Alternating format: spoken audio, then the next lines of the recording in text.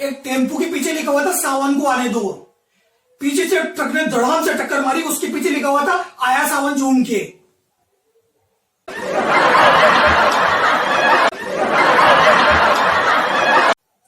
एक गांव में मास्टर जी हाथ में किताब लेकर बच्चों को कविता सुना रहे।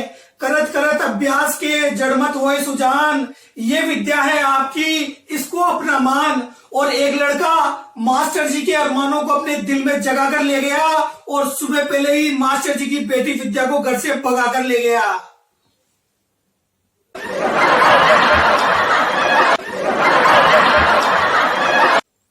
अर्ज किया है, जो परे परे बैठे हैं हम उन पे मरे बैठे हैं, जो परे परे बैठे हैं हम उन पे मरे बैठे हैं। वो इनकार भी कर दे तो कोई गम नहीं, क्योंकि जो उनके परे बैठे हैं हम उन पे भी मरे बैठे हैं।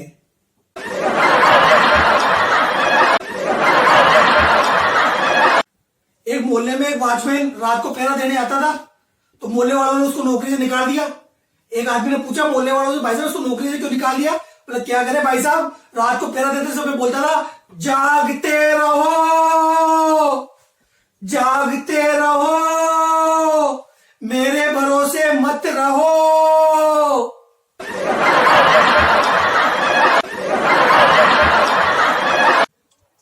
एक राजा ने अपनी लड़की की शादी के लिए एक स्वयंवर का आयोजन किया।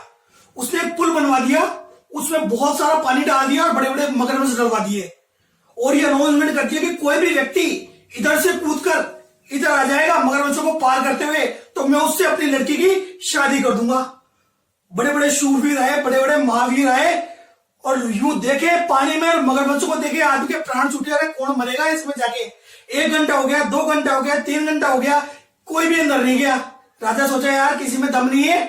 वो अनाउंसमेंट को खत्म करने वाला था, उतने में झट से एक आदमी इधर से कूदा और धड़ से इधर आ गया। अब वो तो हीरो बन गया, लोगों ने घेर लिया उसको। अरे आप प्रबल प्रतापी हो, आप महावीर हो, आप शूरवीर हो, आपके अंदर राजकुमारी से शादी करने की प्रबल इच्छा थी, आप ऐसा कैसे कर पाए?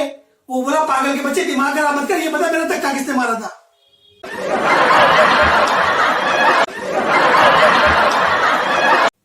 एक लड़का एक गुलेल से चिड़िया मार रहा है, उसका रबड़ टूट गया। अब वो इधर रबड़ देख रहा है, इधर रबड़ देख रहा है, रबड़ नहीं मिल रहा, उसका दिमाग अपसेट हो गया। उसके पापा ने कहा टीवी बंद कर दे, बोला गुलेल बनाऊंगा चिड़िया मारूंगा। उसकी मम्मी ने कहा खाना खा ले, बोला गुलेल बनाऊंगा चिड़िया मारूंगा। अगले दिन स्कूल गया, मैडम ने कहा होमवर्क चेक करा, बोला गुलेल बनाऊंगा चिड़िया मारूंगा।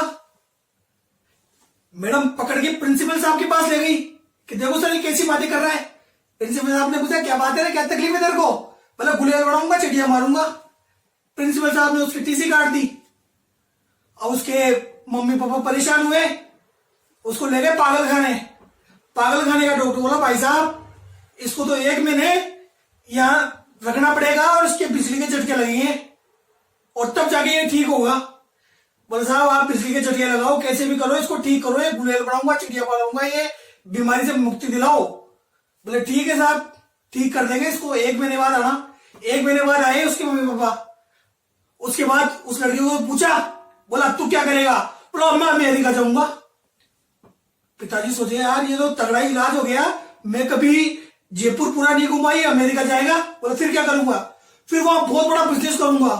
बोला फिर वहां पर एक अमेरिकन लड़की से शादी करूंगा, फिर हमारे एक बच्चा होगा, फिर मैं उसका जन्मदिन मनाऊंगा और आप सबको इंडिया से बुलाऊंगा, पूरा का पूरा एरोप्लेन बुक करूंगा आपके लिए। पर मेरी एक शर्त है, मैं किसी भी प्रकार का कोई गिफ्ट नहीं लूंगा, कोई रुपए नहीं लूंगा। अगर किसी को देना है तो बच्चे का वापस जरूर देना, और मैं कोई गिफ्ट नहीं लूंगा। बोला फिर आप इंडिया से सारे आएंगे, फिर हम सब उसका बर्थडे मनाएंगे, फिर आप सब खाना खाएंगे, फिर आप खाना खा के चले जाएंगे, फिर मैं और मेरी बीवी बैठेंगे, फिर सारे बाबा उसको को इकट्ठा करेंगे, फिर मैं उसमें से रबड़ निकालूंगा, फिर गुलेल बनाऊंगा चिड़िया मारूंगा, गुलेल बनाऊंगा चिड़िया मारूंगा, गुलेल बनाऊंगा चिड़िया मारूंगा।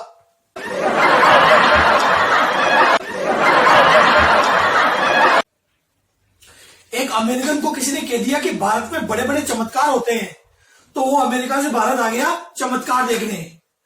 कुतुब मीनार के पास खड़ा हो गया, चमत्कार नहीं हुआ। लाल किला के पास खड़ा हो गया, चमत्कार नहीं हुआ। ताजमहल के पास खड़ा हो गया, चमत्कार नहीं हुआ। हवा महल के पास खड़ा हो गया, चमत्कार नहीं हुआ। वो बड़ा दुखी हुआ, यार क्या इंडिया देखने आया था, चमत्कार देखने आया था, कोई चमत्कार नहीं हुआ। रास्ते में उसने एक कृष्ण भगवान का मंदिर देखा। उसने सोचा यार कृष्ण भगवान ने एक उंगली पे पूरा पर्वत उठा लिया था, शायद उनके मंदिर में जाए तो कुछ चमत्कार हो। तो वो कृष्ण भगवान के मंदिर में गया। जैसे ही मंदिर से बाहर आया, जोर से चिल्लाया, चमत्कार हो गया। पास वाले आदमी ने पूछा क्या बात है, क्या हो गया?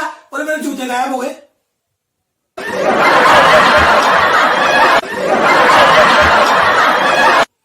एक आदमी शुद्ध हिंदी में बात करता था। एक दिन उसकी एक साइकिल पंक्चर हो गई।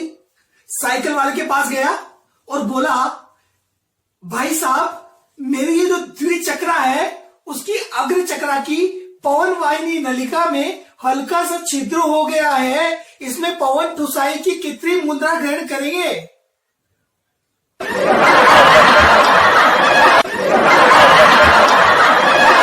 अब वो हिंदी बोलने वाला व्यक्ति एटीएम में चला गया पैसे निकालने। गार्ड से बोला, हे सुरक्षक महोदय, इस स्वतः चलित मुद्रा दायनी मशीन में से मुद्रा निकालने के इस परिचय पत्र को घुसेड़ने का उपाय बताए।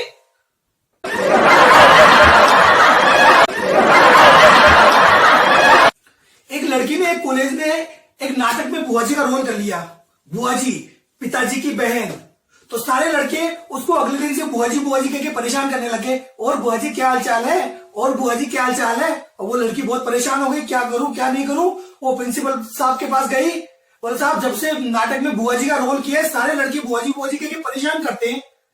प्रिंसिपल साहब बोले, बेटी तू चिंता मत कर, कल सबको सल्टा दूंगा। अगले दिन सारे लड़कों को ग्राउंड पे बिठा दिया। प्रिंसिपल साहब यहाँ खड़े, पास में लड़की खड़ी है। प्रिंसिपल साहब बोलते हैं, अरे इस लड़की को बुआ जी कौन बोलता है, हाथ खड़े करना। सारे लड़कों ने हाथ खड़ा किया, पीछे एक गांव का लड़का है वो हाथ नहीं खड़ा कर रहा। प्रिंसिपल साहब सोचे यार ये सारे लड़के बदमाश है, सारे लड़के बदतमीज है, ये गांव का लड़का बहुत शरीफ है, ये मेरा नाम रोशन करेगा। उसको खड़ा कर दिया, तू खड़ा हो जा बेटा, तू बुआ जी नहीं बोलता। बोले मैं नहीं बोलता बुआ जी। बोले तू क्यों नहीं बोलता बुआ जी? बोले मैं सारे कॉलेज का फूफा जी लगता हूं।